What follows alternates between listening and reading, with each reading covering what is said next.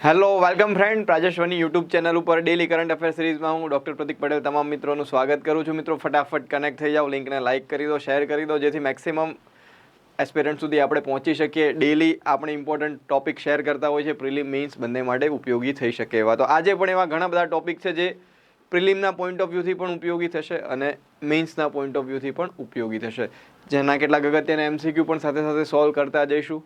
તો જે પણ મિત્રો કનેક્ટ થયા નથી, ફટાફટ કનેક્ટ થઈ જાય, લિંકને લાઇક કરી દે, શેર કરી દે. ગઈકાલની જેમ આજે પણ એક રેકોર્ડેડ સેશન જ તમારી સાથે શેર કરી રહ્યો છું, જેથી આપણું જે ડેલી કરંટ અફેરની આપણી જે સિક્વન્સ છે, આપણી જે નિયમિતતા છે, જળવાઈ રહે. ત્યારબાદ હવે જે સેશન થશે આપણા, એ લાઈવ સેશન હશે, જેમાં આપણે 1 to 1 કમ્યુનિકેશન કરી શકીશું. તો આજનું સેશન પણ શેર કરી રહ્યો છું તમને રેકોર્ડેડ ફોર્મમાં. તો જે પણ મિત્રો જોડાયા નથી, ફટાફટ જોડાઈ જાય, લિંકને લાઇક કરી દે, શેર કરી દે. જે પણ તમારા ડાઉટ હશે, જે પણ પ્રશ્ન હશે, આપણે નેક્સ્ટ સેશનમાં સોલ્વ કરીશું. કમેન્ટમાં શેર કરજો.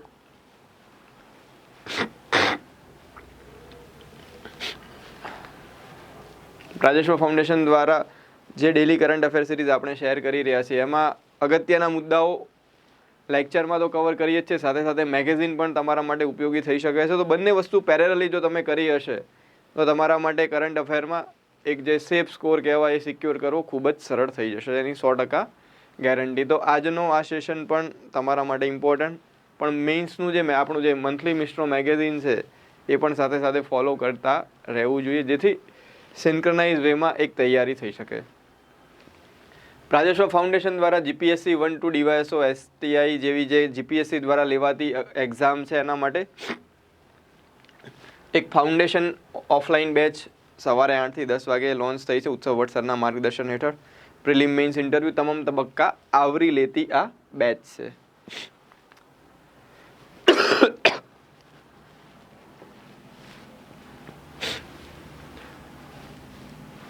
આજનો પહેલો ટોપિક છે એશિયા ટ્રાન્ઝિશન ફાઇનાન્સ સ્ટડી ગ્રુપમાં જોડાનાર.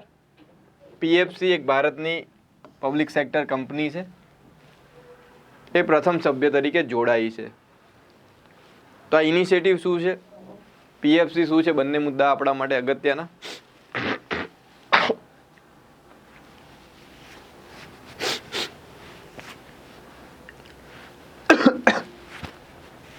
સોરી. તો પાવર ફાઇનાન્સ કોર્પોરેશન ભારત સરકારનું જાહેર સાહસ છે, એ આ એક ઇનિશિયેટિવમાં જોડાયું છે. ઇનિશિયેટિવ શું છે? Asia transition finance study group.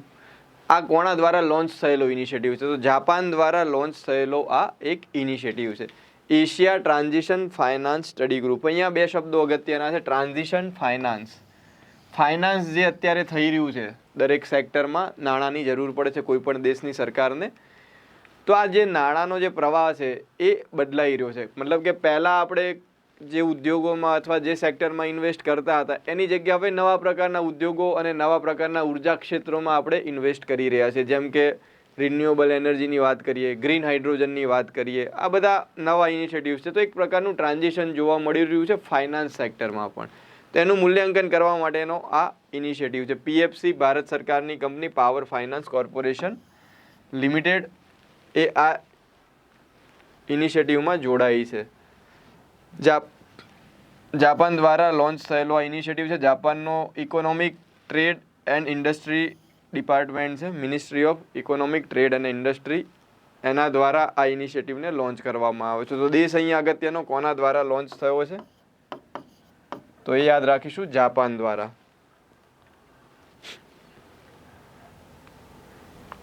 ભારતની જે આગામી ટ્રાન્ઝિશન સંબંધિત જે નીતિઓ છે, એ ઘડવામાં આ ઇનિશિયેટિવ ફાયદારૂપ થઈ શકે છે. ભારત માટે એ મહત્વની બાબત.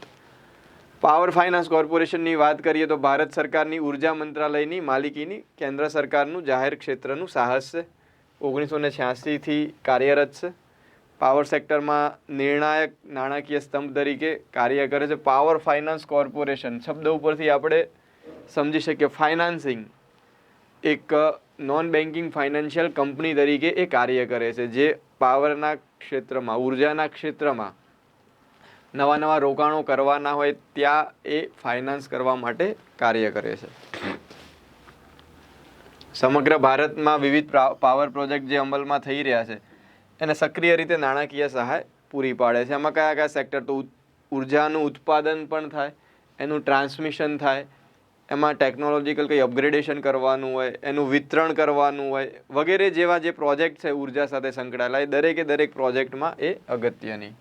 ઉત્પાદન, ટ્રાન્સમિશન, વિતરણ એટલે કે ડિસ્ટ્રીબ્યુશન જેને કહીશું, રિનોવેશન, આધુનિકરણ અને અપગ્રેડેશનનો પણ એમાં સમાવેશ કરેલો છે. ભારતમાં, વિદેશમાં કોઈ પણ જગ્યાએ ઉર્જા ક્ષેત્રમાં જે સપ્લાય ચેન છે એના રિલેટેડ કોઈ પણ ફેરફારો કરવાના હોય, એમાં કંઈક માળખાકીય સુવિધાઓનો વિકાસ કરવાનો હોય તો તમામ માટે એ સહાય કરે છે. ક્લિયર?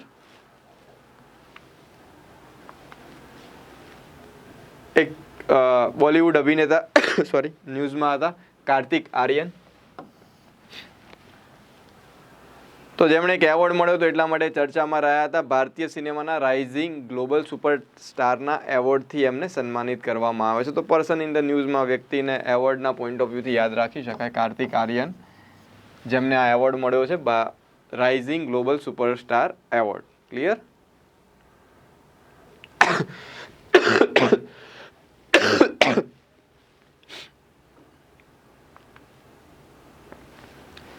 એક ઇનિશિયેટિવ ન્યૂઝમાં હતો, એક નવું બિલ ન્યૂઝમાં હતું જેનું નામ છે ગીગ કામદારો. ગીગ કામદારોને રાજસ્થાન સરકાર દ્વારા ખાસ સુરક્ષા પૂરી પાડવા માટેનું એક બિલ પસાર કરવામાં આવ્યું છે. અહીંયા સૌથી અગત્યની બાબત, આપણા મગજમાં શબ્દ અથવા આ ટોપિક સાંભળીને એ જ પ્રશ્ન થાય કે ગીગ કામદારો શું છે. તો ગીગ કામદારો એક COVID-19ના સમયગાળામાં પ્રચલિત થયેલી સંકલ્પના છે. ગીગ કામદારો એટલે એવા કામદારો હતા કે જે કોઈ કંપની સાથે કોઈ કરારથી જોડાયેલા ના હોય પણ એ કંપની માટે એ સેવા કરતા હોય. એનું બેસ્ટ એક્ઝામ્પલ તમે લઈ લો, ઓલા, ઉબેર, સ્વિગી, ઝોમેટો એ વગેરેમાં જે ડિલિવરીનું કાર્ય કરી રહ્યા છે, જે કાર ઓપરેટ કરી રહ્યા છે ઓલા, ઉબેર વગેરેના માધ્યમથી, આ તમામ જે વર્કરો છે એને ગીગ વર્કરની કેટેગરીમાં મૂકવામાં આવે છે. અત્યાર સુધી આ જે કોન્સેપ્ટ છે ભારતમાં પ્રચલિત નહોતો, પણ હવે ધીમે ધીમે જે રીતે ઈ કોમર્સનો ફેલાવો થયો, અન્ય નવા સેક્ટરનો જે વિકાસ થયો, એના લીધે ગીગ વર્કરની સંખ્યામાં ખૂબ જ વધારો થયો છે. એના ફાયદા ગેરફાયદા પણ છે. ફાયદાની વાત કરીએ તો ત્યાં ફ્લેક્સિબિલિટી ઓફ વર્ક છે. એમના માટે એવો કોઈ ફિક્સ ટાઈમ અવર હોતો નથી. એમને જ્યારે પણ અનુકૂળતા હોય, દિવસે રાત્રે જે પણ શિફ્ટમાં જે મુજબ એમણે કામ કરવું હોય એ રીતે કામ કરી શકે છે. એમનું જે નિશ્ચિત કામ થાય એના ધારાધોરણ મુજબ એમણે વળતર મળતું હોય છે.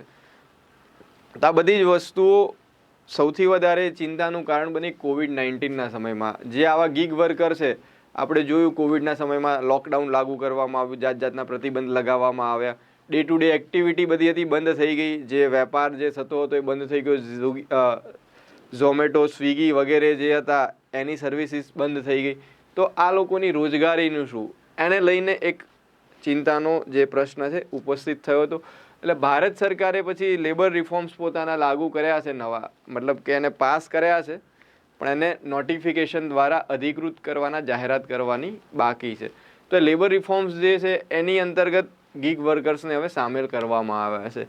સામાજિક સુરક્ષાની જે અલગ અલગ કેન્દ્ર સરકારની સ્કીમો છે એનો લાભ હવે આ ગીગ વર્કરને મળી શકે માટે વિચારણા કરવામાં આવી છે, પણ હજુ સુધી આ વ્યવસ્થા લાગુ થઈ નથી શકી.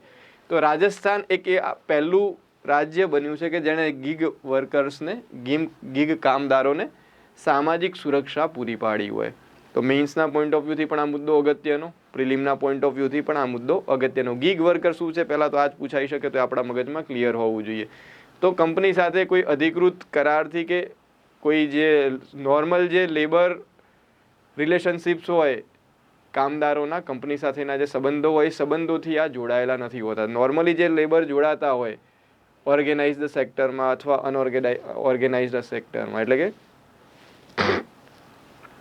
સંગઠિત ક્ષેત્રમાં કે અસંગઠિત ક્ષેત્રમાં જ્યારે પણ કામદારો જોડાતા હોય છે ત્યારે એમને કેટલીક સુરક્ષાઓ પૂરી પાડવા માટે કંપનીની જવાબદારી હોય છે. કંપનીને અલગ અલગ લેબર લોઝનું પાલન કરવાનું હોય છે.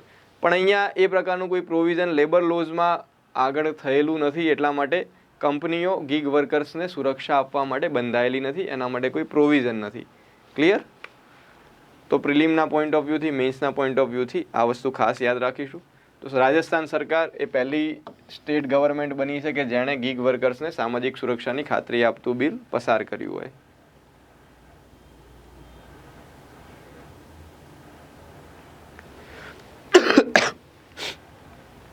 સાદી ભાષામાં સમજીએ આમાં કોણ કોણ સમાવેશ થઈ શકે છે, કોનો સમાવેશ થઈ શકે છે. તો ગીગ કામદારોમાં સ્વતંત્ર ઠેકેદારો, ઓનલાઈન પ્લેટફોર્મ દ્વારા જોડાયેલા કામદારો, જેમાં ઈ કોમર્સ વગેરેની આપણે વાત કરી, કોન્ટ્રાક્ટ પેઢીના કામદારો, ઓન કોલ કામદારો, કામચલાઉ કામદારો વગેરેનો સમાવેશ અહીંયા થાય છે.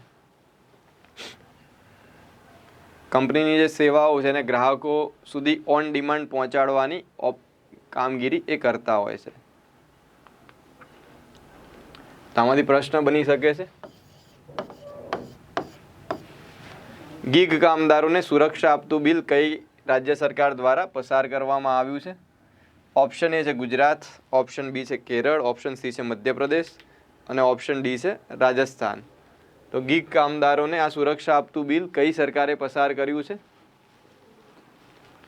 યસ, ઇઝી ક્વેશ્ચન છે. આગળની સ્લાઇડ ઉપરથી આન્સર આપી શકશો. પૂછાઈ શકે એવો ટોપિક. સામાજિક સુરક્ષા હંમેશા અગત્યનો મુદ્દો રહેતો હોય છે. તો અહીંયા રાજસ્થાન જે છે એ સાચો જવાબ આવશે. ક્લિયર? દિલ્હીની સરકાર દ્વારા એક ઇનિશિયેટિવ લોન્ચ કરવામાં આવ્યો હતો, આરઓ એટલે કે રિવર્સ ઓસ્મોસિસ દ્વારા જે પીવાનું શુદ્ધ પાણી અથવા ચોખ્ખું પાણી જે આપવાનું આયોજન છે એને લઈને આ ઇનિશિયેટિવ છે. તો દિલ્હીના મુખ્યમંત્રી દ્વારા પ્રથમ આરઓ વોટર એટીએમનું ઉદ્ઘાટન કરવામાં આવ્યું. આરઓ આધારિત વોટર એટીએમનું ઉદ્ઘાટન થયું છે દિલ્હી સરકાર દ્વારા. તો એક આ પોઈન્ટ આપણે ધ્યાનમાં રાખી શકીએ, કયા રાજ્ય દ્વારા આ ઇનિશિયેટિવને લોન્ચ કરવામાં આવ્યો છે. તો દિલ્હી દ્વારા.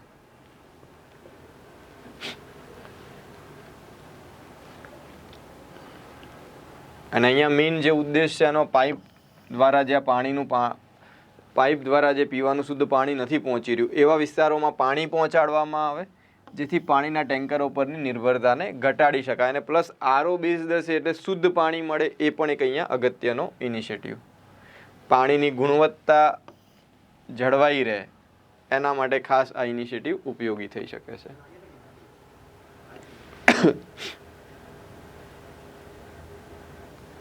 આવા 500થી વધારે યુનિટ સ્થાપિત કરવાનું દિલ્હી સરકારનું આયોજન છે.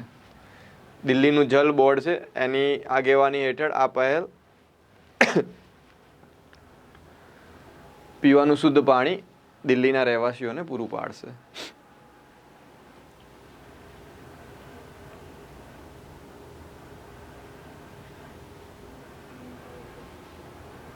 અહીંયા જે પ્લાન્ટ છે એનું સંચાલન રાજ્ય સરકાર કરી રહી છે અને એનો જે ખર્ચો છે પ્રતિ પ્લાન્ટ 10 લાખ રૂપિયા એમને જાહેર કર્યો છે. Just information.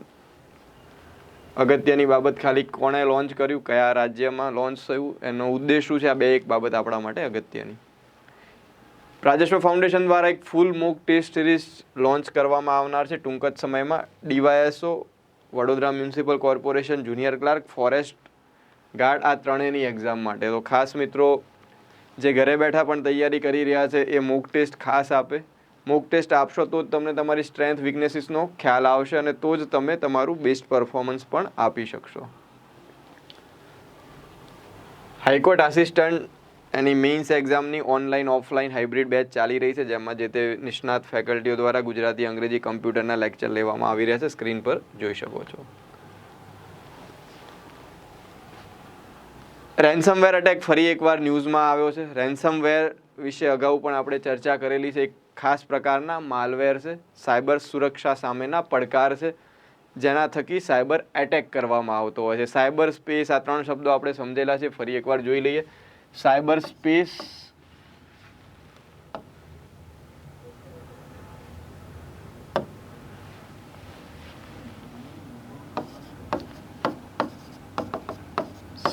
સાયબર સ્પેસ એક શબ્દ છે. સાયબર સ્પેસ એટલે કે જે પણ ઓનલાઈન ઇન્ટરનેટના માધ્યમથી જે પણ માહિતીની આપ-લે થતી હોય એ આખું ઇકોસિસ્ટમ, જેટલા પણ કમ્પ્યુટર, જેટલા પણ ડિવાઇસીસ ઓનલાઈન ઇન્ટરનેટના માધ્યમથી જોડાયેલા છે, એ બધી જ વસ્તુ ભેગી થઈને સાયબર સ્પેસની રચના કરે છે. એની સાથે જોડાયેલો એક મુદ્દો છે સાયબર એટેક. Cyber attack. અને સાયબર એટેકની સામે આપણે સાયબર સ્પેસને બચાવવી હોય તો શેની જરૂર પડે? સાયબર સુરક્ષાની. સાયબર સુરક્ષા અથવા સાયબર સિક્યુરિટી. તો અહીંયા જે વાત થઈ રહી છે રેન્સમવેર અથવા અકીરાની, એ શું છે? એક પ્રકારનો સાયબર અટેક. અકીરા અને એક ખાસ પ્રકારનો એ રેન્સમવેર છે. રેન્સમવેર એટલે આગળ એકવાર કદાચ આપણે સમજ્યા છીએ આ ટોપિકને. રેન્સમ એટલે ખંડણી સાથે સંકળાયેલો શબ્દ છે. ખંડણીનો ઉદ્દેશ શું? એક પ્રકારની પ્રોટેક્શન મની. બોલિવૂડ મૂવી જોતા હશો તો એમાં આપણે આ શબ્દ વારંવાર સાંભળતા હોઈએ છીએ અથવા ઘણીવાર ન્યૂઝમાં પણ સાંભળીએ છીએ કે XYZ ગેંગસ્ટર દ્વારા પ્રસિદ્ધ અભિનેતા અથવા નેતા પાસેથી ખંડણી માગવામાં આવી.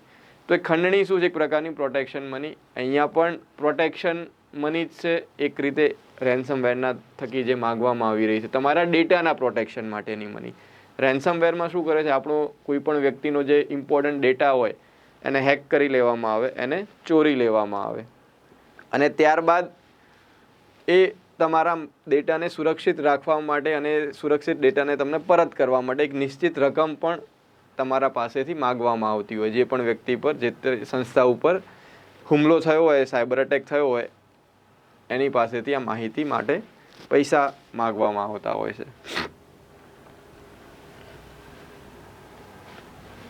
એ જ વસ્તુ અહીંયા એક્સપ્લેન કરી છે. ખંડણીના નાણાં ચૂકવવા દબાણ કરવામાં આવતું હોય છે.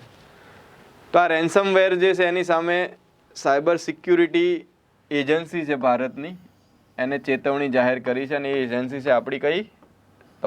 સૌ જાણતા જ હશો, સર્ટ ઇન.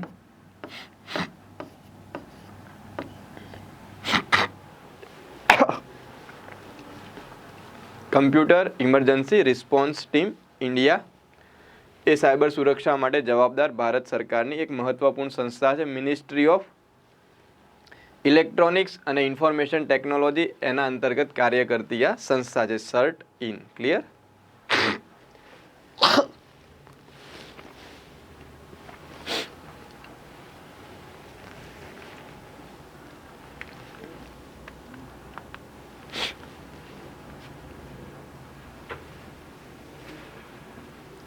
આ રેન્સમવેરની વિશેષતા શું છે? તો આ રેન્સમવેર વિન્ડોઝ અને લિનક્સ આધારિત જે પણ સિસ્ટમ છે એને ટાર્ગેટ કરે છે. શરૂઆતમાં આપણને કોઈ પણ માહિતીની અનધિકૃત એક્સેસ મેળવી લે છે. ખાસ કરીને VPN વર્ચ્યુઅલ પ્રાઇવેટ નેટવર્ક દ્વારા જે સેવાઓ પૂરી પાડવામાં આવતી હોય ત્યાં એકવાર અંદર ગયા પછી સંવેદનશીલ માહિતી હોય એની એ ચોરી કરે છે.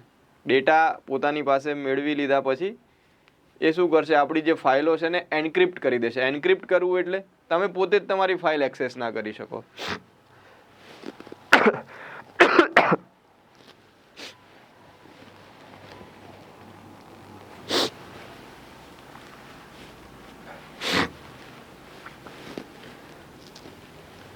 બે વસ્તુ અહીંયા ખાસ અગત્યની.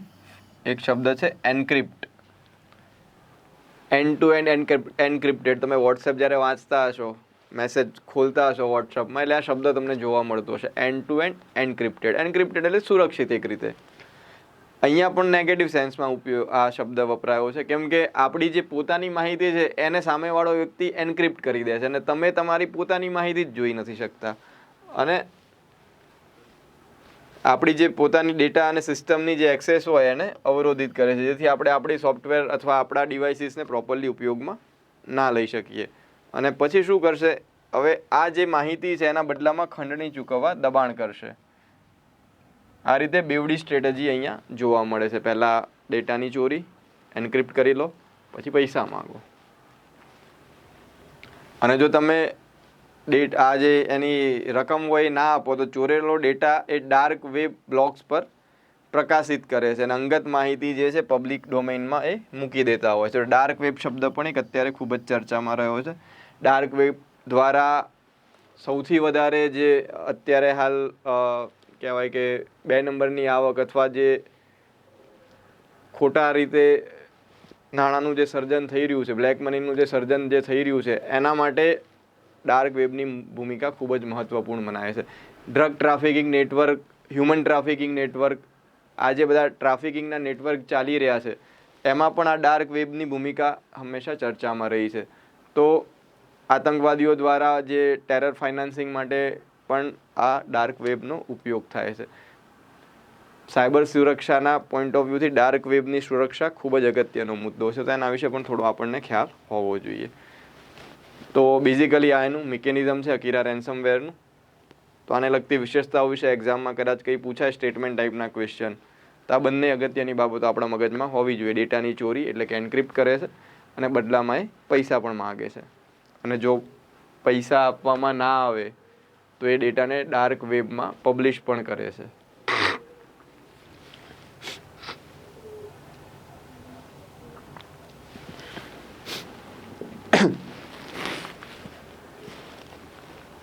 આનાથી બચવા માટે શું થઈ શકે? તો સંભવિત ડેટા નુકસાનને ઘટાડવા માટે જે આપણા જે ડેટા છે એને બેકઅપ લઈ રાખો, એટલે બેકઅપથી ડેટાને સુરક્ષિત રાખો. એટલે કદાચ એક ડેટા આપણને પરત ના કરે તો આપણી જોડે એટલી તો સિક્યુરિટી રહે કે આપણો ડેટા આપણી પાસે ક્યાંક બીજી જગ્યાએ સુરક્ષિત તો છે, પાછો ના આવે તો કંઈ ચિંતા નથી. આ ડાર્ક વેબ દ્વારા જાહેર કરે તો એક ચિંતાનો વિષય રહે જો ગંભીર પ્રકારનો ડેટા હોય તો, બાકી બીજો કોઈ ચિંતા ના રહે. એટલે સૌથી પહેલાં તો ડેટાનું બેકઅપ અગત્યનું. પછી સાયબર સુરક્ષા સામે રક્ષણ મેળવવું હોય તો ઓપરેટિંગ સિસ્ટમ જે છે આપણી એ મજબૂત ઓપરેટિંગ સિસ્ટમ હોવી જોઈએ. એપ્લિકેશન્સ જે છે સતત અપડેટ કરવી જોઈએ. જનરલી આપણે અનલાઇસન્સ્ડ વર્ઝન ઘણીવાર યુઝ કરતા હશે કોઈ, તો એ અનલાઇસન્સ્ડ વર્ઝન કોઈ એપ્લિકેશનના આપણે ના યુઝ કરીએ અને પ્રોપરલી લાઇસન્સ્ડ વર્ઝન્સ જ વાપરીએ, જેના સિક્યુરિટી લેયર્સ પ્રોપર હોય એવી એપ્લિકેશન્સ વાપરીએ.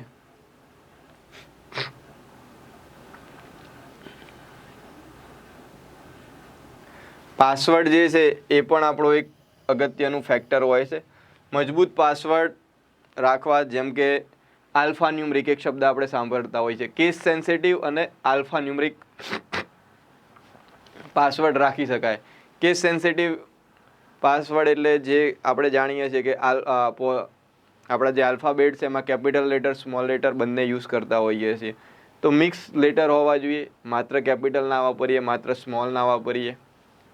આલ્ફા ન્યુમરિક એટલે આલ્ફાબેટિકલ જે છે આપણા ABCD, એની સાથે સાથે ન્યુમરિક્સનો પણ યુઝ કરીએ, તો બંનેના કોમ્બિનેશનવાળો આ રીતે કેસ સેન્સિટિવ પાસવર્ડ આપણે બનાવીએ તો એ પ્રમાણમાં ચોરી થવાના અથવા એને હેક કરવાના ચાન્સ ઓછા રહે છે. તો મજબૂત પાસવર્ડ એક અગત્યની બાબત છે.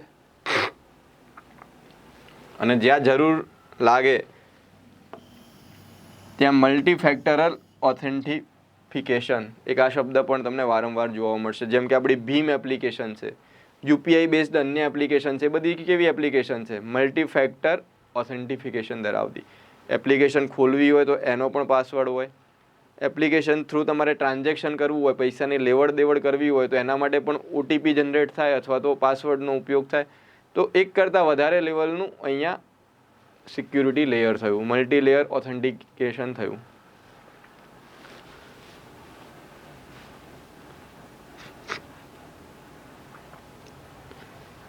અને મેઇન જે માલવેરથી બચવું હોય તો જે બિનસત્તાવાર સ્ત્રોત છે એમાંથી અપડેટ અથવા તો એપ્લિકેશનને ઇન્સ્ટોલ કરવાનું આપણે ટાળવું જોઈએ. ઘણીવાર આપણે APK ફાઇલ સીધી ડાઉનલોડ કરીને એપ્લિકેશનને ઇન્સ્ટોલ કરતા હોય છે. એના કરતાં બેટર ઓપ્શન છે કે પ્લે સ્ટોરમાંથી જ આપણે વસ્તુનો ઉપયોગ કરીએ, તો આ રીતે પણ માલવેરથી આપણે બચી શકીએ છીએ. ક્લિયર? કેમ કે અહીંયા સતર્કતા જ સમજદારી છે. આ જે સાયબર સુરક્ષાથી બચવું હોય તો જેટલા પણ આપણે એલર્ટ રહીશું એટલું આપણા માટે ફાયદો છે. તો સાયબર સિક્યુરિટી એ હંમેશા અત્યારે હાલના સમયમાં દરેક વ્યક્તિ માટે ચિંતાનો વિષય છે, એટલા માટે જ એલર્ટ થવું જરૂરી છે. અને એના માટે કમ્પ્યુટર ઇમરજન્સી રિસ્પોન્સ ટીમ કાર્ય કરી રહી છે. અલગ અલગ જ્યારે પણ આવા હુમલા થવાની શક્યતા હોય, જે રીતે અત્યારે એલર્ટ જાહેર કર્યું એ જ રીતે અન્ય હુમલાના કિસ્સામાં પણ એ એલર્ટ જાહેર કરતી હોય છે. સર્ટિન કઈ મિનિસ્ટ્રી હેઠળ કાર્ય કરે છે? ઓલરેડી એકવાર ક્વેશ્ચન પૂછાઈ ચૂક્યો છે, ફરીથી પૂછાઈ શકે એવો ક્વેશ્ચન. મિનિસ્ટ્રી ઓફ ઇલેક્ટ્રોનિક્સ અને ઇન્ફોર્મેશન ટેકનોલોજી હેઠળ કાર્ય કરતી સંસ્થા છે. હેકિંગ, ફિશિંગ જેવા જે સાયબર સુરક્ષા જોખમો છે એની સામે દેશની સાયબર સ્પેસને, આગળ 3 શબ્દો લખ્યા હતા આપણે, સાયબર સ્પેસ, સાયબર એટેક અને સાયબર સુરક્ષા. તો દેશની સાયબર સ્પેસને સાયબર એટેકથી સુરક્ષા પૂરી પાડવી એ આ કમ્પ્યુટર ઇમરજન્સી રિસ્પોન્સ ટીમની મુખ્ય ભૂમિકા છે.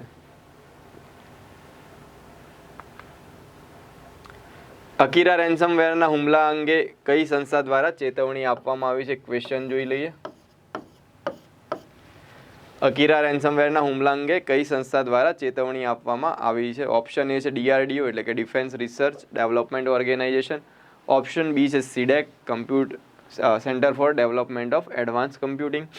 ઓપ્શન સી છે CERT in computer emergency response team India અને ઓપ્શન ડી છે NIC નેશનલ ઇન્ફોર્મેટિક સેન્ટર. તો ઇઝીલી આન્સર કરી શકીએ આવા ક્વેશ્ચનને. DRDO ડિફેન્સ રિસર્ચ સાથે સંકળાયેલું ઓર્ગેનાઇઝેશન છે. કમ્પ્યુટર અને સોફ્ટવેર સાથે એને કોઈ કનેક્શન ના હોઈ શકે. CDEC સુપર કમ્પ્યુટર બનાવતી મિનિસ્ટ્રી ઓફ ઇલેક્ટ્રોનિક્સ અંતર્ગત કાર્ય કરતી સંસ્થા છે, પણ CDECનો પણ અહીંયા રોલ નથી, કેમ કે નવા ડેવલપમેન્ટ સાથે વધારે કાર્ય કરે છે. બેઝિકલી આ કાર્ય આપણે જાણીએ છીએ કોનું છે. Option C computer emergency response team India. Right answer આવશે સી. ક્લિયર. NIC જે છે એ ડેટાબેઝ છે એક રીતે. નેશનલ ઇન્ફોર્મેટિક સેન્ટર શું છે, તો ભારત સરકારની જેટલી પણ ઓફિશિયલ વેબસાઇટ જે છે એનો એક ડેટાબેઝ જે છે એ NIC છે. ક્લિયર.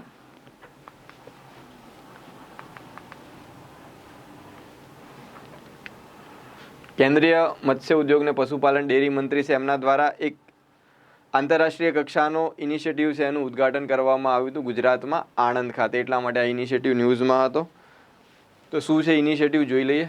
સસ્ટેનેબલ લાઇવસ્ટોક ટ્રાન્સફોર્મેશન પર આંતરરાષ્ટ્રીય સિમ્પોઝિયમ, એટલે કે international symposium on sustainable livestock and transformation પર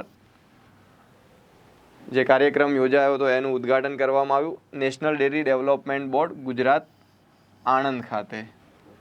અને આ જે ઇવેન્ટ યોજાઈ રહી છે આઝાદી કા અમૃત મહોત્સવ અંતર્ગત તથા G20ની જે અલગ અલગ ઇવેન્ટ ચાલી રહી છે એમાં એગ્રીકલ્ચર વર્કિંગ ગ્રુપની પણ એક ઇવેન્ટ યોજાઈ રહી છે.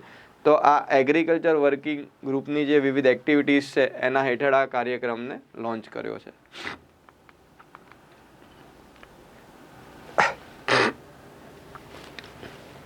પ્રાજસ્વ ફાઉન્ડેશન દ્વારા NCERT બેઝડ પુસ્તકો તૈયાર કરવામાં આવે છે. UPSCની એક્ઝામમાં, GPSCની એક્ઝામમાં ઉપયોગી થઈ શકે એવા ખાસ પુસ્તકો ખાસ કરીને ઇંગ્લિશમાં તૈયાર કર્યા છે. UPSCની પ્રિલિમ માટે ખાસ ઉપયોગી આ પુસ્તક, જે ઓનલાઈન ડિસ્કાઉન્ટેડ રેટ ઉપર મેળવી શકો છો.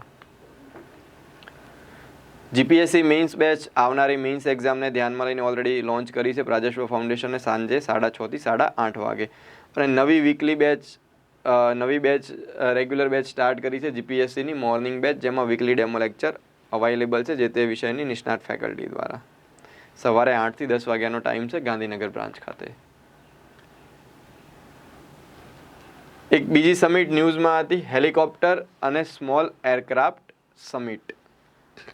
શબ્દ ઉપરથી સમજી શકીએ હેલિકોપ્ટર અને સ્મોલ એરક્રાફ્ટનો અહીંયા ઉલ્લેખ છે. તો આ સમિટનો મેઇન ફોકસ એરિયા કયો હોઈ શકે? જે નોર્મલ પ્લેન છે એ મોટા મોટા સિટીને કનેક્ટ કરતા હોય, પણ નાના નાના જે શહેરો છે, નાના અમુક કેટલાક દુર્ગમ વિસ્તારો છે, જેમ કે પર્વતીય વિસ્તારમાં આવેલા કેટલાક હિલ સ્ટેશનો અથવા અન્ય વિસ્તારો, ત્યાં વિમાન દ્વારા સરળતાથી એક્સેસ ના થઈ શકે. તો એવા વિસ્તારો કે જ્યાં સામાન્ય રીતે પ્લેન દ્વારા નથી પહોંચી શકાતું, ત્યાં એર કનેક્ટિવિટી પ્રોપર થાય. એટલા માટે અહીંયા હેલિકોપ્ટર અને સ્મોલ એરક્રાફ્ટને ફોકસ કરવામાં આવી રહ્યા છે. તો હેલિકોપ્ટર અને સ્મોલ એરક્રાફ્ટ સમિટ કઈ જગ્યાએ યોજાઈ હતી? સૌથી પહેલાં તો એ સ્થળ અગત્યનું. કોના દ્વારા યોજાઈ હતી? તો નાગરિક અને ઉડ્ડયન ઉદ્યોગને પ્રોત્સાહન આપવા માટે જે ઉડ્ડયન મંત્રાલય છે એના દ્વારા આ ઇવેન્ટનું આયોજન થયું છે. કઈ જગ્યાએ થયું છે? તો મધ્યપ્રદેશનું ઐતિહાસિક શહેર છે ખજુરાહો. ક્લિયર. ખજુરાહોમાં આ ઇવેન્ટ યોજાઈ.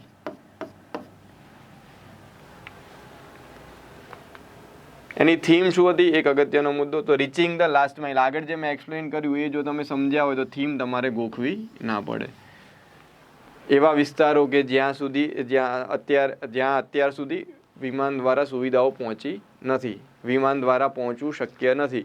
એટલે દરેક વ્યક્તિ અને દરેક વિસ્તાર કે જ્યાં અત્યાર સુધી સુવિધા નથી પહોંચી, ત્યાં સુધી વિમાન અને એરક્રાફ્ટ એટલે કે સ્મોલ એરક્રાફ્ટ અને હેલિકોપ્ટરની સુવિધા પહોંચી શકે, એ અહીંયા મેઇન ઉદ્દેશ છે. તો reaching the last mile theme યાદ રહી જાય. અહીંયા મેઇન આ સમિટનો ઉદ્દેશ શું છે? તો આ ફિલ્ડ સાથે સંકળાયેલા ઉદ્યોગકારો, એરક્રાફ્ટ અને હેલિકોપ્ટર નિર્માણ સાથે સંકળાયેલા ઉદ્યોગકારો, આ સિવાય નીતિ નિર્માતાઓ એટલે કે સરકારી અધિકારીઓ, કર્મચારીઓ તથા નેતાઓ, એ વગેરે એક મંચ ઉપર આવે અને એક ચોક્કસ નીતિનું નિર્માણ થાય. એના માટેનો આ મેઇન ઉદ્દેશ, એક સામાન્ય પ્લેટફોર્મ સ્થાપિત કરવાનો અહીંયા ઉદ્દેશ છે.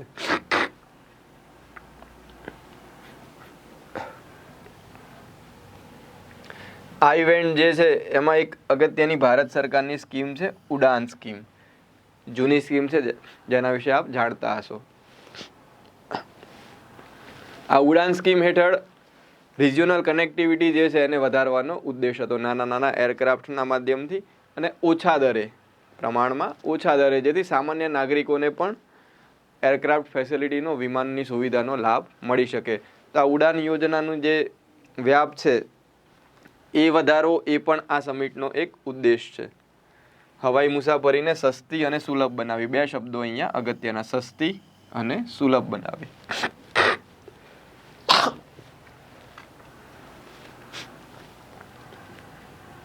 ખાસ કરીને આવા હોટસ્પોટ છે નવા, એને ઓળખવા ઉપર પણ ફોકસ કરવામાં આવી રહ્યું છે. અને અલ્ટિમેટલી આનો ફાયદો કોને થશે? પ્રવાસન ઉદ્યોગને, પ્રવાસનને પ્રોત્સાહન મળશે, એનાથી આર્થિક વૃદ્ધિ પણ થશે અને રોજગારીનું સર્જન પણ થશે. તો એક રીતે આ ઇનિશિયેટિવ ખૂબ જ મહત્વપૂર્ણ. ક્વેશ્ચન જોઈ લઈએ. 5મી હેલિકોપ્ટર અને એરક્રાફ્ટ સમિટ માટે સાચું શું છે? બે સ્ટેટમેન્ટ છે, એમાં સાચા કયા છે? ફર્સ્ટ સ્ટેટમેન્ટ અને અહીંયા છે સેકન્ડ સ્ટેટમેન્ટ. ફર્સ્ટ સ્ટેટમેન્ટ છે આ સમિટ ખજુરાહો ખાતે યોજાઈ, અને સેકન્ડ સ્ટેટમેન્ટ છે તેની theme reaching the last mile છે. વિકલ્પો જોઈ લો, આમાંથી સાચો આન્સર કયો છે?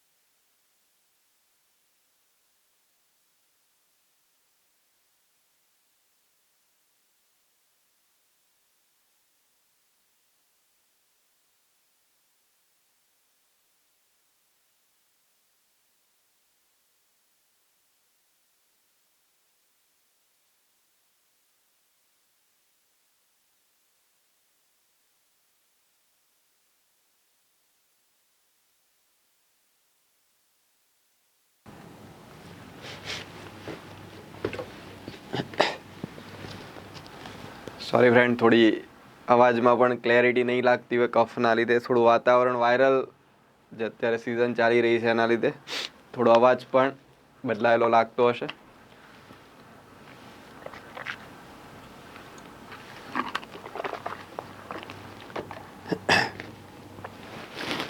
યસ, તો અહીંયા ક્વેશ્ચન ઓલમોસ્ટ તમારો બધાનો આન્સર આવી ગયો હશે. અહીંયા બંને સ્ટેટમેન્ટ જે છે સાચા છે. ખજુરાહોમાં ઇવેન્ટ યોજાઈ હતી, સમિટ યોજાઈ હતી, અને એની જે થીમ છે રીચિંગ ધ લાસ્ટ માઇલ, સમજી લીધું આપણે ક્લિયરલી. તો રાઈટ આન્સર આવશે અહીંયા સી. ઇસરો દ્વારા બીજો એક ઇનિશિયેટિવ લોન્ચ કરવામાં આવી રહ્યો છે. એક નવું લોન્ચ ટૂંક સમયમાં જ થવાનું છે, 30મી જુલાઈની જેની ડેટ નક્કી થઈ છે. PSLV C56 PSLV આપણે જાણીએ છીએ આપણું પરંપરાગત સૌથી સફળ લોન્ચ વ્હીકલ છે. કોમર્શિયલી એનો ખૂબ જ વ્યાપક રીતે ઈસરો દ્વારા ઉપયોગ કરવામાં આવી રહ્યો છે. તો આવું જ એક કોમર્શિયલ લોન્ચિંગ થવાનું છે PSLV C56ના માધ્યમથી. એમાં પેલોડ તરીકે શું શું છે, કયા દેશના ઉપગ્રહો છે એ આપણા માટે અગત્યના. તો મેઇન જે અહીંયા પેલોડ છે એ સિંગાપુરનો DSSAR સેટેલાઇટ છે અને એની જોડે બીજા 6 સહયાત્રી ઉપગ્રહો છે. એ બધા જે છે એ test based nano satellite, micro satellite એ ટાઈપના ટ્રાયલ બેઝડ સેટેલાઇટ છે જેનો કોઈ સ્પેસિફિક ઉદ્દેશ નથી, પણ રિસર્ચ માટેના એ ઉપગ્રહો છે. તો મેઇન જે પેલોડ છે સિંગાપુરનો DSSAR. SAR એટલે એક ખાસ પ્રકારનું સિન્થેટિક એપેરેચર રડાર છે. ખાસ પ્રકારના આ સેટેલાઇટ છે. જોઈએ આગળ એની વિશેષતા વિશે. તો સિંગાપુર દેશને અહીંયા ખાસ આપણે યાદ રાખી લઈશું અને આ સેટેલાઇટને યાદ રાખી લઈશું. આ જે લોન્ચિંગ છે ક્યાંથી થવાનું છે આપણે જાણીએ છીએ. સતીશ ધવન સ્પેસ સેન્ટર, શ્રી હરિકોટા, આંધ્રપ્રદેશના દરિયા કિનારે આવેલું સેન્ટર હરિકોટા. ત્યાંથી આપણે બધા લોન્ચિંગ કરતા હોઈએ છીએ. આ લોન્ચિંગ પણ ત્યાંથી જ થશે. ચંદ્રયાન 3નું લોન્ચિંગ પણ આપણે જોયું હતું, શ્રી સતીશ ધવન સ્પેસ સેન્ટર હરિકોટા ખાતેથી જ થયું હતું.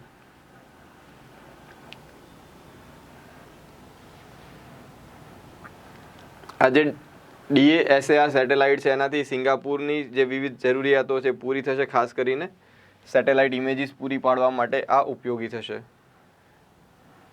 જીઓસ્પાશિયલ જે સેવાઓ છે એની અંદર પણ વધારો થશે, વિસ્તાર થશે.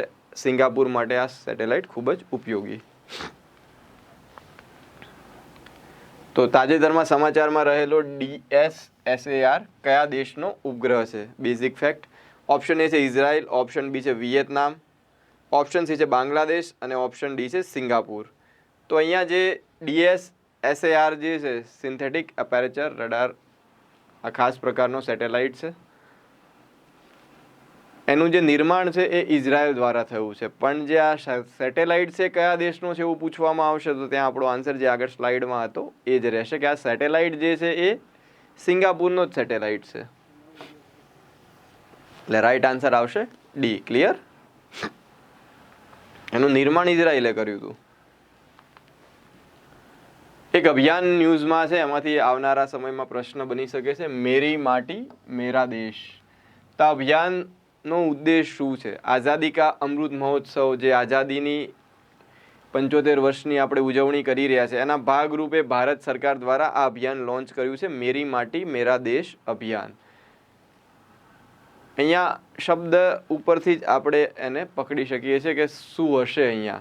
મેરી માટી મેરા દેશ એટલે માટીને કલેક્ટ કરવાની છે, એકઠી કરવાની છે અલગ અલગ વિસ્તારોમાંથી ભારતના, અને કોઈ એક જગ્યાએ એને એકત્રિત કરવાની છે. એક જગ્યા કઈ છે? તો કર્તવ્ય પથ દિલ્હી. કર્તવ્ય પથ એટલે જે જૂનો આપણો રાજપથ આપણે કહેતા હતા એણે નામ બદલીને કર્તવ્ય પથ કર્યું છે. તો દિલ્હીમાં જે કર્તવ્ય પથ આવેલો છે, નવી દિલ્હીના કર્તવ્ય પથ ખાતે એક ખાસ સ્મારક બનવા જઈ રહ્યું છે. એ સ્મારકની વિશેષતાઓ પણ આપણે જોઈશું કે જે પણ બહાદુરો દેશની આઝાદીની ચળવળમાં પોતાનું ખાસ યોગદાન આપી ચૂક્યા છે એમની તકતીઓ અને એમના નામ ત્યાં લગાડવામાં આવશે, એમના સ્મારક બનશે. તો આ પ્રકારના અભિયાનને સફળ બનાવવા માટે આ પ્રકારના જે ઇનિશિયેટિવ્સ છે એમાં દેશના તમામ લોકોને જોડવા માટે ગ્રામ પંચાયતથી લઈ રાષ્ટ્રીય કક્ષા સુધી આ કેમ્પેઇનને લોન્ચ કરવામાં આવ્યું છે. તો અહીંયા ગ્રામ પંચાયતોની ભૂમિકા પણ મહત્વપૂર્ણ બની રહેશે. તો જોઈએ એની કેટલીક વિશેષતાઓ. મેરી માટી મેરા દેશ અભિયાન આઝાદી કા અમૃત મહોત્સવ અંતર્ગત લોન્ચ કરવામાં આવ્યું છે. દેશના વિવિધ ભાગોમાંથી એકત્રિત કરવામાં આવેલી માટીનો ઉપયોગ દિલ્હીમાં કર્તવ્ય પથ પર અમૃત વાટિકા ગાર્ડન, અહીંયા કયો શબ્દ વાપર્યો છે? અમૃત વાટિકા ગાર્ડન. તો અહીંયા એક ખાસ જે ગાર્ડન બનાવવાના છે એને નામ આપ્યું છે અમૃત વાટિકા ગાર્ડન. એને વિકસાવવા માટે કરવામાં આવશે. પંચાયત અને ગામથી લઈને રાજ્ય અને રાષ્ટ્રીય સ્તરે વિવિધ કાર્યક્રમો આયોજિત થશે. સર્વોચ્ચ બલિદાન આપનાર જે શૂરવીરો છે એમના નામ સાથે શિલાફલકમ એટલે કે સ્મારક તકતી, શિલાફલકમ એક આવો શબ્દ ત્યાં પ્રયોજિત થયો છે. સ્મારક તકતીઓ બનાવવામાં આવશે અને દેશ પ્રત્યેની તેમની પ્રતિબદ્ધતાની પુષ્ટિ કરતા લોકો દ્વારા પ્રતિજ્ઞા પણ લેવામાં આવશે. ત્યાં પ્રતિજ્ઞા પણ લેવામાં આવશે. આ સિવાય વસુધા વંદન વસુધા એટલે કે પૃથ્વી, વસુદેવ કુટુંબકમનો જે અત્યારે આપણો ઇનિશિયેટિવ છે એની સાથે જ સંકળાયેલો શબ્દ વસુધા વંદન. એના હેઠળ દરેક ગ્રામ પંચાયત અથવા ગામમાંથી ગામમાં દેશી પ્રજાતિના 75 રોપાઓ પણ વાવવામાં આવશે. ચોમાસાનો સમય છે એટલે વૃક્ષારોપણ માટેનો આ આઈડિયલ સમય છે, આપણે જાણીએ છીએ. તો એના થકી વૃક્ષારોપણ પણ કરવાનું આયોજન છે મેરી માટી મેરા દેશ અભિયાન અંતર્ગત. ક્લિયર? વસુધા વંદનની જોડે જોડે બીજો એક પણ કાર્યક્રમ છે વીરોકો વંદન. વીરોકો વંદનમાં જે સ્વાતંત્ર્ય સેનાનીઓ છે, મૃત સ્વાતંત્ર્ય સેનાનીઓના પરિવારો છે, એમને સન્માનિત કરવાનું પણ અહીંયા આયોજન છે. તો 3 ઇનિશિયેટિવ અહીંયા અગત્યના છે. એક તો જે કર્તવ્ય પથ ખાતે અમૃત વાટિકાનું નિર્માણ થઈ રહ્યું છે. અમૃત વાટિકા ગાર્ડનનું જે નિર્માણ થઈ રહ્યું છે ત્યાં શિલાફલકમ એટલે કે સ્મારક તકતીઓ બનશે. કોની? તો જે પણ શહીદોએ પોતાનું યોગદાન આપ્યું છે દેશની આઝાદીની ચળવળમાં એમની. ત્યારબાદ બીજો અગત્યનો મુદ્દો છે વસુધા વંદન અભિયાન, જ્યાં વૃક્ષારોપણ 75 રોપાઓ વાવવાનું આયોજન છે ગ્રામ્ય કક્ષાએ, ગ્રામ પંચાયત કક્ષાએ. અને વીરોકો વંદન એટલે જે આ શહીદ થયેલા વીરો છે એમના પરિવારો છે એમને સન્માનિત કરવાનું. તો આ 4 વસ્તુ ખાસ યાદ રાખીશું.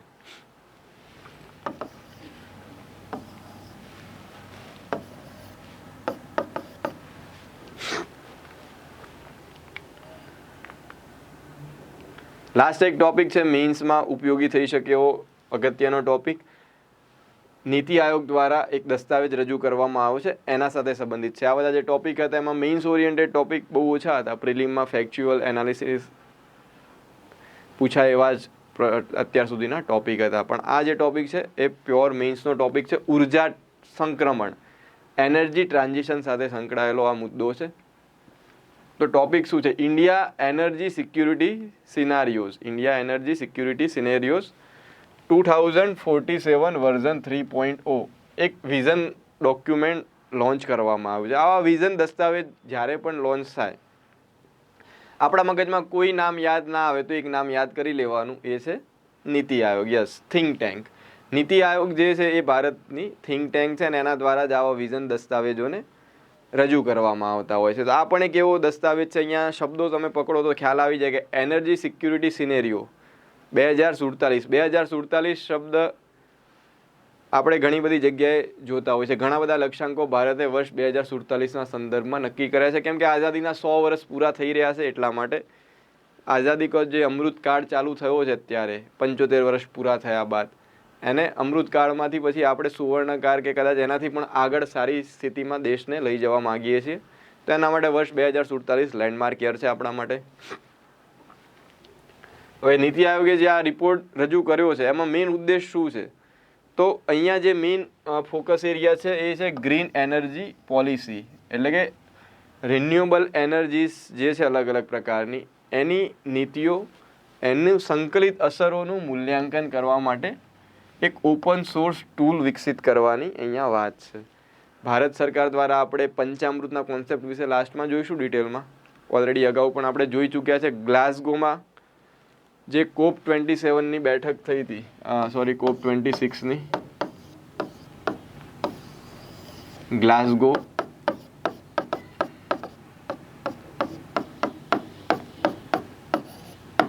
ત્યાં વડાપ્રધાન શ્રી દ્વારા પંચામૃતની એક સંકલ્પના રજૂ થઈ હતી.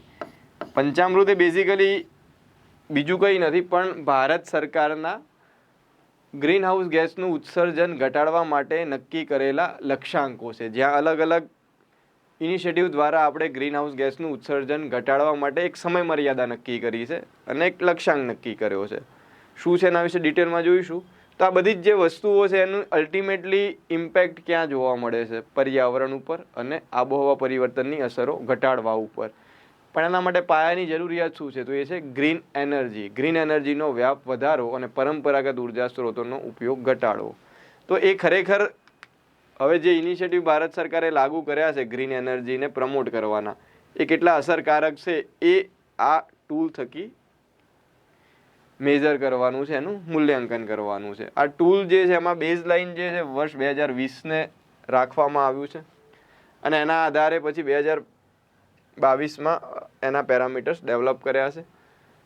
આ સિવાય નીતિ આયોગે એક બીજું પણ ડેશબોર્ડ ડેવલપ કર્યું છે, India climate energy dashboard 3.0. India climate energy dashboard 3.0. તો ડેશબોર્ડ શબ્દ આવે એટલે ત્યાં એક શબ્દ આગળ પણ આપણે ચર્ચા કરી છે કે ડેશબોર્ડ શબ્દ આવે એટલે એક વસ્તુ ત્યાં જોડાયેલી હોય, મોનિટરિંગ અને રિયલ ટાઈમ મોનિટરિંગ. ડેશબોર્ડનો મિનિંગ જ આ છે. તમે કોઈ પણ ડેશબોર્ડ ડેવલપ કરો એટલે તમારી સામે જે પણ એક્ટિવિટીઝ થતી હોય એ રિયલ ટાઈમમાં તમે જોઈ શકો. એમાં જે ડેવલપમેન્ટ થયું હોય એ તમે રિયલ ટાઈમમાં જોઈ શકો. જ્યારે ક્લિક કરો ત્યારે તમને ડેટા દેખાય કે ભારતમાં કાર્બન ડાયોક્સાઇડના ઉત્સર્જનમાં આજના દિવસમાં અથવા અત્યાર સુધીમાં 2022થી લઈ 20થી લઈ આટલો ઘટાડો થયો. તો આ પ્રકારનું જે મોનિટરિંગ માટેનું જે મિકેનિઝમ છે એ છે ડેશબોર્ડ.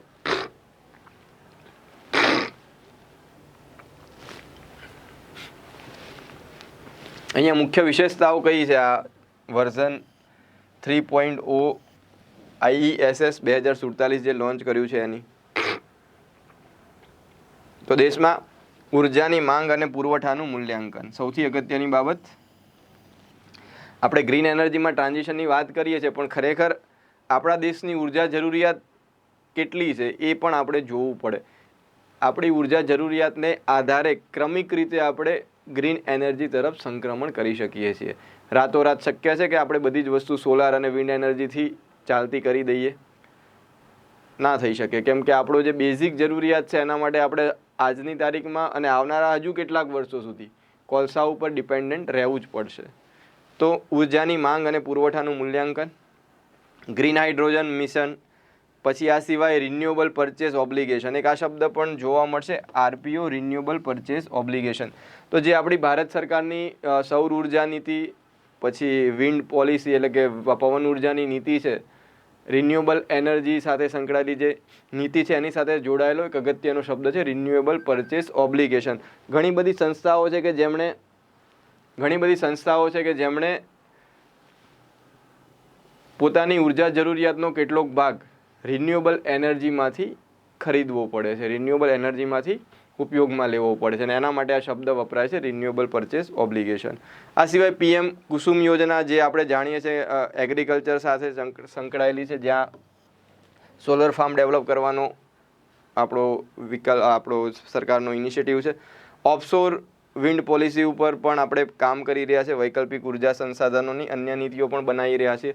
તો દરેક વસ્તુનું અહીંયા મૂલ્યાંકન કરવાનું છે. બીજું મૂલ્યાંકન છે એનું થશે પર્યાવરણીય અસર વિશ્લેષણ. 2047 સુધીમાં ઉત્સર્જન, ખર્ચ, જમીન, પાણીની જરૂરિયાતનું વિશ્લેષણ કરીને ભારતને ટકાઉ અને નેટ શૂન્ય ઉર્જા ભવિષ્ય તરફ લઈ જવાનો છે. નેટ ઝીરો નો ટાર્ગેટ આપણે જાણીએ છીએ 2070નો છે. આ 2070ના લક્ષ્યાંકને આપણે અચીવ કરી શકીશું કે નહીં એ મૂલ્યાંકન આ વિઝન ડોક્યુમેન્ટ દ્વારા, આ ટૂલ્સ દ્વારા કરવામાં આવશે. ઓપન સોર્સ અને યુઝર ફ્રેન્ડલી છે એટલે સરળતાથી ડાઉનલોડ કરી શકાય, વપરાશકર્તા મૈત્રીપૂર્ણ છે, સંશોધકો, થિંક ટેન્ક અને લોકોને સરળતાથી જોડાણ પ્રોત્સાહિત કરે છે. અહીંયા મેઇન ફાયદો શું થશે? અલગ અલગ ઉર્જાના વપરાશકર્તા, ઉદ્યોગો, સેવાઓ, કૃષિ, વસ્તી, શહેરીકરણ, અંતિમ વપરાશની ઉર્જાની માંગ જેવા જે પરિબળો છે એમાં જે ફેરફારો થઈ શકે એવા હોય, જે નવા જોડાણો થઈ શકે એવા હોય એ જનરેટ કરવાની એ મંજૂરી આપશે. બાહ્ય નિર્ભરતા ઘટાડવી એટલે આપણે રિન્યુએબલ એનર્જી માટે, નવી નવી ટેકનોલોજી માટે હાલના સમયમાં આપણી સ્થિતિ શું છે? તો વિદેશ ઉપર આપણે આધાર રાખવો પડે છે. ઘણી બધી વસ્તુ આપણે વિદેશથી નિકાસ કરવી પડે છે. ટેકનોલોજીની બાબતમાં આપણે હજુ ડિપેન્ડન્ટ છીએ. તો આ જે બાહ્ય નિર્ભરતા છે એને આપણે ઘટાડવા માગીએ છીએ. મેક ઇન ઇન્ડિયા અને આત્મનિર્ભર ભારત દ્વારા આપણે ભારતની અંદર જ ઉર્જા સંક્રમણને પ્રોત્સાહિત કરવા માગીએ છીએ. અને આ બધી જ વસ્તુ લાવવા પાછળનું મેઇન કારણ છે પંચામૃતના લક્ષ્યાંકો. તો પંચામૃતના લક્ષ્યાંકો આવનારી મેન્સમાં 100% પૂછાઈ શકે. આમાંથી એનાલિટિકલ પ્રશ્ન આવો બની શકે કે ભારતના પંચામૃતના લક્ષ્યાંકો જણાવો અને આ પંચામૃતના લક્ષ્યાંકોને પ્રાપ્ત કરવા માટે ભારત સરકારનું આયોજન, એનું મૂલ્યાંકન કરો અથવા એના વિશે જણાવો. તો એના વિશેની સ્ટ્રેટેજીમાં નેટ ઝીરો કાર્બન સ્ટ્રેટેજીનો જે આપણે લક્ષ્યાંક આપણે નક્કી કર્યો છે, net zero carbon strategy vision દસ્તાવેજ પણ આપણે ઓલરેડી રજૂ કરી ચૂક્યા છે. તો એની કેટલીક વિશેષતાઓ વિશે ત્યાં વાત કરવી પડે. પંચામૃતના પહેલાં બેઝિક સંકલ્પનાઓ વિશે વાત કરવી પડે. પછી સરકારની જે અલગ અલગ યોજનાઓ હોય એના વિશે વાત કરવી પડે. તો સૌથી પહેલાં લક્ષ્ય કયા કયા છે? તો 2030 સુધીમાં બિન અશ્મિભૂત ઉર્જા ક્ષમતા છે એને 500 ગીગાવોટ સુધી લઈ જવાની છે. બિન અશ્મિગત બળતણ, કોલસો, ખનિજ તેલ વગેરે. આ સિવાય 2030 સુધીમાં રિન્યુએબલ એનર્જી જે છે, હાલની જે આપણી ઉર્જા જરૂરિયાત છે એમાંથી 50% ઉર્જા જરૂરિયાત રિન્યુએબલ એનર્જીમાંથી પૂરી થાય. સપોઝ કે આપણે ભારતમાં એક એક્ઝામ્પલ છે કે 1000 ગીગાવોટ ઉર્જાની જરૂર હોય, એક્ઝામ્પલ છે, તો એમાંથી 500 ગીગાવોટ જે છે એ રિન્યુએબલ એનર્જીમાંથી આપણે પ્રાપ્ત કરીએ વર્ષ 2030માં. 2030 સુધીમાં અર્થતંત્રની કાર્બન તીવ્રતા 2005ના સ્તરથી 45% ઘટાડવાની છે. કાર્બન તીવ્રતા એટલે જે કાર્બન ઉત્સર્જનનું સ્તર છે એની ઇન્ટેન્સિટી જે છે વર્ષ 2005ની તુલનામાં 45% નીચે લઈ જવાની છે. આ સિવાય બીજું જે લક્ષ્યાંક છે 2030 સુધીમાં કાર્બન ઉત્સર્જન જે છે એમાં 1 બિલિયન ટનનો ઘટાડો કરવાનો છે. અને 2070 સુધીમાં આપણે ચોખ્ખી શૂન્ય ઉત્સર્જનનું લક્ષ્યાંક પ્રાપ્ત કરવાનું છે, એટલે કે નેટ ઝીરો કાર્બન અર્થવ્યવસ્થા બનવાના છીએ. તો આ 5 લક્ષ્યાંકો અગત્યના ફરજિયાત મગજમાં ગોખાઈ જવા જોઈએ. મેઇન્સમાં, પ્રિલિમમાં કોઈ પણ જગ્યાએ આમાંથી આન્સર, આ ક્વેશ્ચન પૂછાય તો આન્સર આપણે લખી શકવા જોઈએ. ઉર્જા સંક્રમણ માટેની જ્યારે પણ કોઈ આવા મુદ્દાની ચર્ચા થાય ત્યારે ભારત સરકારની કેટલીક પહેલ આપણા મગજમાં હોવી જોઈએ. તો આવી પહેલમાં સૌથી અગત્યની છે FAME, faster adoption and manufacturing of electronic vehicles, E vehicle policy આપણે જેને કહીએ છીએ. પછી સૌભાગ્ય યોજના એક ચર્ચામાં રહેતી હોય છે. આ સિવાય ગ્રીન એનર્જી કોરિડોર ભારત સરકાર ડેવલપ કરી રહી છે. નેશનલ સોલર મિશન આપણે ઓલરેડી લોન્ચ કરી ચૂક્યા છે. રાષ્ટ્રીય બાયોફ્યુલ નીતિ અને સતત ઇનિશિયેટિવ એક લોન્ચ કરેલો છે. સ્મોલ હાઇડ્રો પાવરને પ્રોત્સાહન આપી રહ્યા છે. ઇન્ટરનેશનલ સોલર અલાયન્સ આંતરરાષ્ટ્રીય કક્ષાનું સંગઠન ભારત બનાવી ચૂક્યું છે. નેશનલ ગ્રીન હાઇડ્રોજન મિશન દ્વારા વર્ષ 2030 સુધીમાં આપણે 8 મિલિયન ટન ગ્રીન હાઇડ્રોજનનું ઉત્પાદન કરવા માગી રહ્યા છીએ. તો આ બધા જ ઇનિશિયેટિવ આપણા મગજમાં હોવા જોઈએ કે જેના દ્વારા આપણે વર્ષ 2070 સુધીમાં નેટ ઝીરો કાર્બન અર્થવ્યવસ્થાના લક્ષ્યાંકને પ્રાપ્ત કરી શકીએ. ઉર્જા સંક્રમણની જે આપણી અત્યારે હાલની ચેલેન્જીસ છે એનો સામનો કરી શકીએ. તો જ્યારે પણ ઉર્જા સંક્રમણ કે નેટ ઝીરો કાર્બનને લગતો પ્રશ્ન આવે તો આટલા મુદ્દા આપણા મગજમાં રહેવા જોઈએ. સૌથી પહેલા અગત્યનું છે પંચામૃત લક્ષ્યાંક. પછી એની સામે ભારત સરકારે લીધેલા મહત્વપૂર્ણ ઇનિશિયેટિવ્સ, જેમાં આપણે net zero carbon strategy Bharat સરકારે લોન્ચ કરી છે.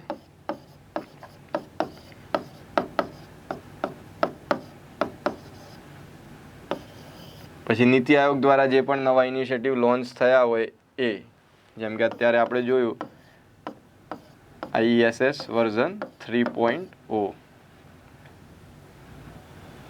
અને અલગ અલગ યોજનાઓ સરકારની, પર્ટિક્યુલરલી ગ્રીન એનર્જી અથવા પુનઃપ્રાપ્ય ઉર્જાના સ્ત્રોતોને પ્રોત્સાહન કરતી. આ વર્ષના બજેટમાં પછી એનો પણ આપણે ઉલ્લેખ કરી શકીએ. ગ્રીન ગ્રોથ ઓલરેડી એક પેરામીટર તરીકે ભારત સરકારે જાહેર કર્યું છે, કેમ કે અહીંયા સૌથી વધારે જરૂર શું પડશે? મૂડીરોકાણની. તો મૂડીરોકાણ કરવા માટે પણ ભારત સરકારે ખાસ પ્રોવિઝન કર્યું છે આ વખતના બજેટમાં. ગ્રીન ગ્રોથ ઇનિશિયેટિવ હેઠળ આ સેક્ટરને ખાસ ફોકસ કરવામાં આવી રહ્યો છે. તો આ બધી વસ્તુ દ્વારા આપણે એનર્જી ટ્રાન્ઝિશનના ક્ષેત્રમાં ભારત સરકારની તૈયારીઓનું મૂલ્યાંકન કરી શકીએ છીએ, એનો આન્સર કરી શકીએ છીએ. ક્લિયર?